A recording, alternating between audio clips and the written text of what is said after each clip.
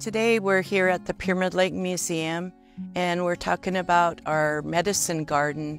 Our medicine garden was first planned and discussed in the spring of 2021, and by the next year in May of 2022 we were able to plant our garden. As you come through the garden, you're going to notice that there are signs that give you the interpretation of what these plants are, what their traditional uses are, and how they were used a long time ago. We want to provide that education because that's how we survived this area for thousands of years. Through the garden, you also notice there are murals, and those are painted by local artists, and it really adds to the scenery of seeing what our traditional life was and acknowledging what Pyramid Lake represents. As we know, we're called the Paiute Takata and also the Agai. So the tribe has worked very, very diligently to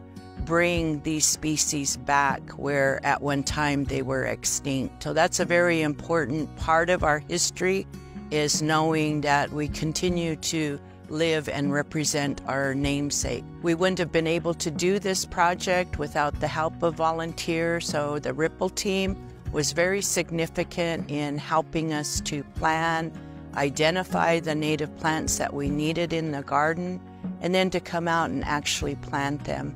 We've also had help with our Haba, our traditional shade, and that was through funding from Burners Without Borders. So we also acknowledge them and their volunteer work that came and actually made the Haba for us.